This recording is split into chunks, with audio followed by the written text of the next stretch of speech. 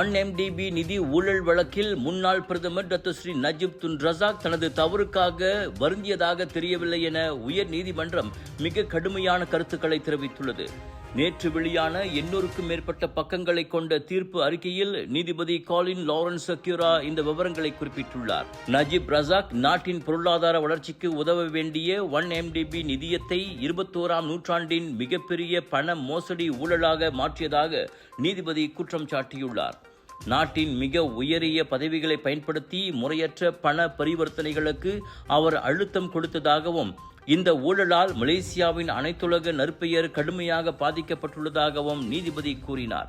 இதன் அடிப்படையில் நஜீப்புக்கு விதிக்கப்பட்ட 15 ஆண்டுகள் சிறை தண்டனையும் 11.38 பில்லியன் ரிங்கிட் அபராதமும் முற்றிலும் நியாயமானது என்று நீதிமன்றம் உறுதிப்படுத்தியுள்ளது. அத்துடன் இந்த நிதி நஷ்டத்தை நாட்டின் எதிர்கால தலைமுறையினர் அனுபவிக்க நேரிடும் என்றும் நீதிமன்றம் கவலை தெரிவித்துள்ளது. மற்றும் கடா மக்களே, பிக் இந்தியா ஷாப்பிங் ஃபெஸ்டிவல் மற்றும் foodie Machaa food festival mega mall Penang பிரைட் பினேங்க்கு வருகின்றோம். ஜூன் 17 தொடங்கி 21 வரை நாட்டின் புகழ்பெற்ற வைரல் ஃபுட்ஸ், ஆன்லைன் மற்றும் ஹோல்சேல் வெண்டர்ஸுடன் நியூ அரைவல்ஸ், பிரீமியம் மற்றும் boutique collections, sari, kurta, kurtis, imitation jewellery அனைத்தும் ஒரே இடத்தில். தரமான பொருட்கள் நியாயமான விலையில் டெய்லி வாங்க மக்களே, சாப்பிட்டுக்கிட்டே ஷாப்பிங் பண்ணலாம். Big sale, big discount. வணக்கம் மேக்ஸ், உங்கள் புதிய OTT உலகம். எல்லா வகை தகவலும் பொழுதுபோக்கும் ஒரே இடத்தில். குறைந்த விலையில் நிறைந்த அனுபவம். இப்போது 2 மாதங்களுக்கு இலவச சந்தா.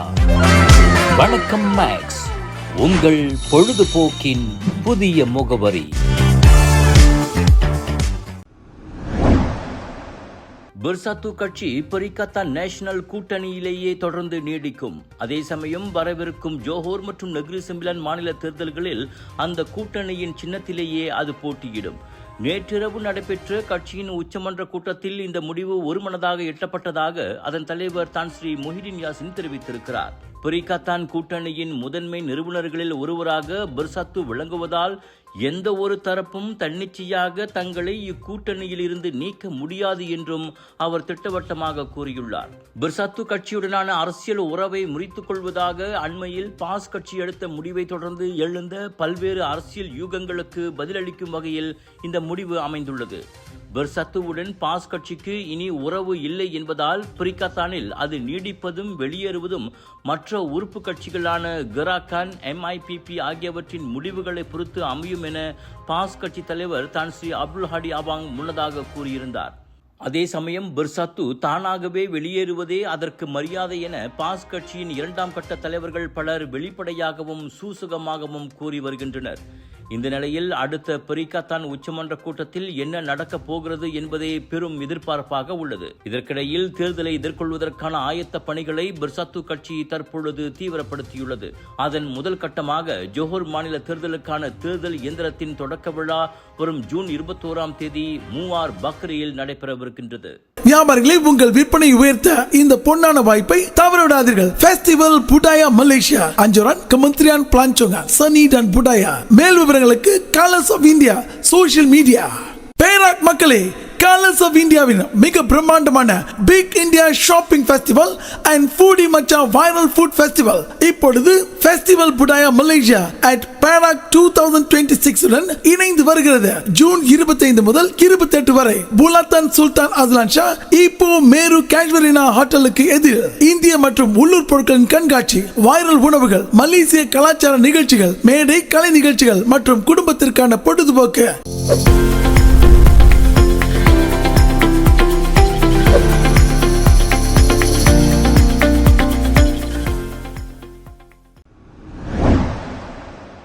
மலேசியாவின் நவீன மனநல மருத்துவத்துறையின் தந்தை என போற்றப்படும் மூத்த மனநல மருத்துவர் தான் ஸ்ரீ டாக்டர் M. மகாதேவன் தமது 96வது வயதில் காலமானார். இருதய மற்றும் நுரையீரல் பாதிப்புகள் காரணமாக கடந்த 1 மாதமாக சிகிச்சை பெற்று வந்த அவர் நேற்று முன்தினம் இரவு அம்பாங்கிலுள்ள அவரது இல்லத்தில் காலமானார்.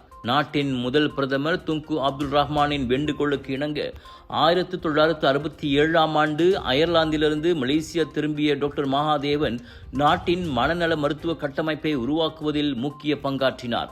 புகழ்பெற்ற உலுகிந்தா பஹாகியா மருத்துவமனையின் முதல் இயக்குநராகவும் மலேசிய மனநல மருத்துவச் சங்கத்தின் நிறுவனராகவும் அவர் பணியாற்றியுள்ளார். அன்னாரது இறுதிச் சடங்குகள் நாளை காலை 9:30 மணிக்கு அவரது இல்லத்தில் தொடங்கி மதியம் 12 மணி அளவில் செந்தூல் இந்து மயானத்தில் தகனம் செய்யப்படும் என அறிவிக்கப்பட்டுள்ளது. சமையலுக்கு நேரமில்லையா? இதோ செஃப் ஈஜி ப்ராடக்ட்ஸ். சைவமும் அசைவமும் சூடு செய்து சாப்பிட தயாரான வீட்டு சுவை. ரூம் டெம்பரேச்சரில் பாதுகாப்பாக வைக்கும் நம்பகமான உணவு. எந்த ரசாயனமும் இல்லை, எந்த பதப்படுத்தும் மருந்தும் இல்லை. ஷாப்பி, லசாடா, டிக்டாக் எங்களின் அதிகாரப்பூர்வ அகப்பக்கத்தில் இன்றை வாங்குங்கள். செஃப் ஈஜி ப்ராடக்ட்ஸ், வீட்டு சுவை உங்கள் ஓட்டத்தில். அரசாங்க ஊழியரா நீங்கள்? கடனுதவி வேண்டுமா? கவலை வேண்டாம். உங்கள் பண தேவையை தீர்க்க காத்திருக்கிறது அரசாங்கத்தின் முழு அங்கீகாரம் பெற்ற நிதி நிறுவனம் அங்கதான் ஜாதி டீரி. எளிய முறையில் குறுகிய காலத்தில் உங்களின் கடனுதவி அங்கீகரிக்கப்படும். உடனே திரையில் காணும் QR கோட்டை ஸ்கேன் செய்து மேல் விவரங்களை பெற்றுக் கொள்ளுங்கள். இது ஒரு சில நிபந்தனைகளுக்கு உட்பட்டது. அமெரிக்க அதிபரின் அதிகாரப்பூர்வ இல்லமான வெள்ளை மாளிகை வளாகத்தை இலக்கு வைத்து நடத்தப்படவிருந்த மிகப்பெரிய அளவிலான பயங்கரவாத தாக்குதல் சதித்திட்டத்தை அந்நாட்டின் மத்திய புலனாய்வு அமைப்பான FBI வெற்றிகரமாக முறியடித்துள்ளது. அமெரிக்காவின் 250வது சுதந்திர தினம் மற்றும் ட்ரம்பின் 80வது பிறந்தநாள் ஆகியவற்றை முன்னிட்டு சவுத் லான் ஒயிட் ஹவுஸில் நடைபெற்ற UFC தற்காப்பு கலை விளையாட்டுப் போட்டியை குறிவைத்து இந்த தாக்குதல் திட்டமிடப்பட்டிருந்ததாக FBI இயக்குனர் கேஷ் பட்டேல் தெரிவித்துள்ளார். அதிபர் டொனால்ட் ட்ரம்ப் மற்றும் பல அரசு உயர் அதிகாரிகள் முன்னிலையில் நடைபெற்ற இந்த நிகழ்ச்சியை குலைக்கும் நோக்கில் இந்த சதி தீட்டப்பட்டுள்ளது. எனினும் அமெரிக்க நீதித்துறை ஒருங்கிணைத்த அதிரடி சோதனைகளின் மூலம் மொத்தமாக 23 பேர் அடையாளம் காணப்பட்டு இதுவரை 5 சந்தேக நபர்கள் கைது செய்யப்பட்டுள்ளனர். இவர்கள் முதற்கட்டமாக வெடி பொருட்கள் நிரப்பப்பட்ட ட்ரோன்களை பயன்படுத்தி அப்பகுதியில் பீதியை ஏற்படுத்தவும் அதைத் தொடர்ந்து துப்பாக்கிகளால் அடுத்த கட்ட தாக்குதலை நடத்தவும் திட்டமிட்டிருந்ததாக நீதிமன்ற ஆவணங்கள் தெரிவிக்கின்றன. கடந்த மார்ச் மாதம் முதல் டிக்டாக் செயலி மூலம் இந்த சதி திட்டம் தொடங்கப்பட்டதாகவும் பின்னர் பாதுகாப்பு காரணங்களுக்காக சிக்னல் என்ற செயலியை பயன்படுத்தி தாக்குதல் யுக்திகளை அவர்கள் விரிவாக விவாதித்ததும் விசாரணையில் தெரிய வந்துள்ளது. கைது செய்யப்பட்டுள்ள சந்தேக நபர்கள் மீது அமெரிக்காவுக்கு எதிராக சதி செய்தல் மற்றும் கூட்டரசு அதிகாரிகளை கொல்ல முயன்றது உள்ளிட்ட கடுமையான பிரிவுகளின் கீழ் வழக்கு பதிவு செய்யப்பட்டுள்ளது. மலேசிய படைப்பாளிகளை உங்கள் திறனை உலக அரங்கில் காட்டிட ஒரு அரிய வாய்ப்பு. வணக்கம் மேக்ஸ் OTT தளம் வழங்கும் குறும்படம் போட்டி 2026. இளம் இயக்குனர்கள், படைப்பாளிகள், கலைஞர்கள், தொழில்நுட்பர்கள் என அனைவருக்குமான பொன்னான களம். கவரும் வகையில் கதை சொல்லும் திறமை இருக்கிறதா? உங்கள் கற்பனையை திரையில் காட்ட தயாரா? சிறந்த படைப்புக்கு ரொக்க பரிசு காத்திருக்கிறது. முதல் பரிசு 10,000 ரிங்கேட், இரண்டாம் பரிசு 6,000 ரிங்கேட், மூன்றாம் பரிசு 4,000 ரிங்கேட், ஆறுதல் பரிசு 500 ரிங்கேட். மலேசிய படைப்பாளிகள் மற்றும் கலைஞர்களின் திறமைகளை உலகம் காணட்டும். பதிவுக்கான இறுதி நாள் ஜூன் 25. இப்போதே பதிவு செய்யுங்கள். உங்கள் கதை உலகத் திரையில் வெற்றி கதையாக மாறலாம். வணக்கம் மேக்ஸ், திறமைகளை இணைக்கும் ஒரு புதிய தளம். இது ஒரு போட்டி மட்டுமல்ல, அடுத்த தலைமுறை படைப்பாளிகளுக்கான ஒரு தேடல். பதிவுக்கு திரையில் காணும் QR கோட்டை ஸ்கேன் செய்யுங்கள்.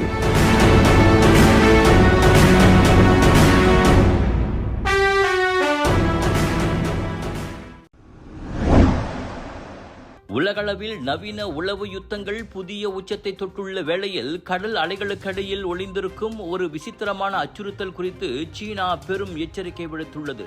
வெளிநாட்டு உளவு நிறுவனங்கள் அந்நாட்டின் ஆழ்கடல் ரகசியங்களை கண்டறிந்து வரைபடமாக்க கடல்வாழ் உயிரினங்கள் போல வேடமிட்டு அல்லது ஆமைகள் போல வடிவமைக்கப்பட்ட அதிநவீன ஒற்றன் ஆமை கருவிகளை பயன்படுத்தி வருவதாக சீன தேசிய பாதுகாப்பு அமைப்பு கூறிக்கொண்டுள்ளது. கடல் நீரோட்டங்களோடு இயல்பாக மிதக்கும் இந்த உயர் தொழில்நுட்ப கருவிகள் சீனாவின் கடற்படை நடமாட்டங்களை கண்காணிக்கவும் நீர்மூழ்கி கப்பல்களின் யுக்திகளை திருடவும் பயன்படுத்தப்படுவதாக பெய்ஜிங் குற்றம் சாட்டியுள்ளது. இத்தகைய மறைமுக சென்சர் மற்றும் கண்காணிப்பு கருவிகள் சீனாவின் தேசிய பாதுகாப்புக்கு நேரடி அச்சுறுத்தலாக விளங்குவதோடு எதிர்கால நீருக்கடி போர்க்களங்களுக்கு வெளிநாட்டு சக்திகளை தயார்படுத்த உதவுவதாகவும் பாதுகாப்பு அதிகாரிகள் எச்சரிக்கின்றனர்.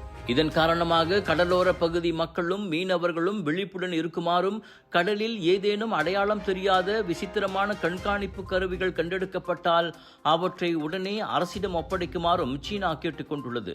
தொழில்நுட்ப உளவு யுத்தம் இப்போது நிலப்பரப்பை தாண்டி ஆழ்கடலிலும் தீவிரமடைந்துள்ளது என்பதை இந்த சம்பவம் உணர்த்துகிறது.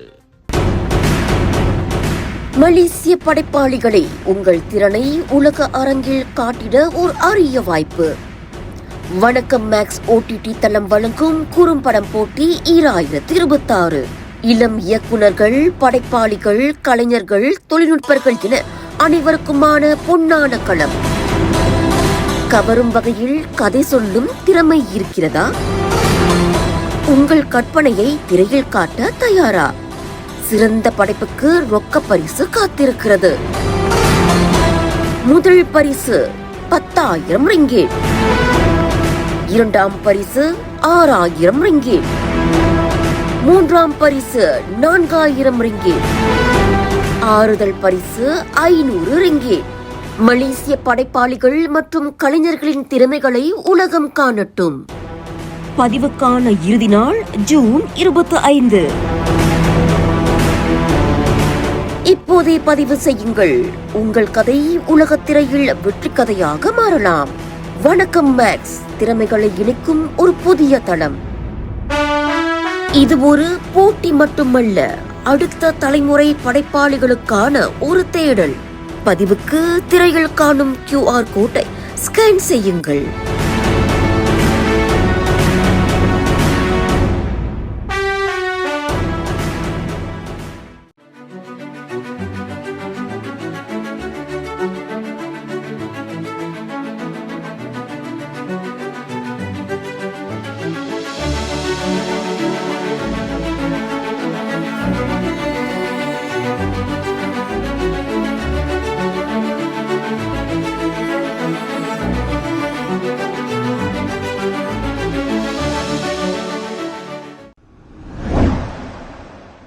பிரபல குறுஞ்செய்தி செயலியான டெலிகிராம் இந்தியாவில் தற்காலிகமாக தடை செய்யப்பட்டுள்ளது குறித்து அதன் தலைமை செயல் அதிகாரி பாவல் டுரோஃப் கடும் அதிருப்தி தெரிவித்துள்ளார். ஜூன் 21 நடைபெறவிருக்கும் மருத்துவ பட்டப்படிப்புக்கான நீட் 2026 மறுதேர்வின் போது முறைகேடுகள் மற்றும் போலி வினாத்தாள் கசிவுகளை தடுப்பதற்காக இந்திய தகவல் தொழில்நுட்ப அமைச்சு ஜூன் 22 வரை டெலிகிராம் செயலுக்கு இந்த தடையை விதித்துள்ளது.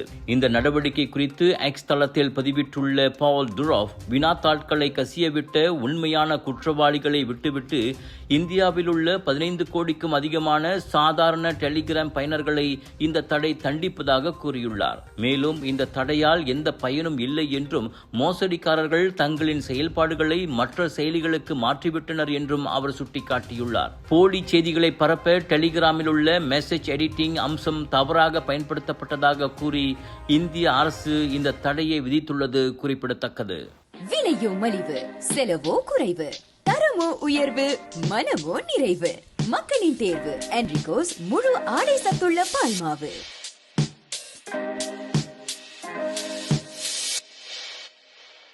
உங்கள் சிறந்த ஆரோக்கியத்திற்கு அளவான எண்ணெயுடன் சிறந்த முறையில் தயாரிக்கப்பட்ட சைவம் அசைவத்திற்கும் பொருந்தும் சூப்பர் ஊறுகாய், பச்சை கொடி சிவப்பு மீன் சின்னம் கொண்ட ஸ்ரீ மீனாட்சி ஊறுகாய்.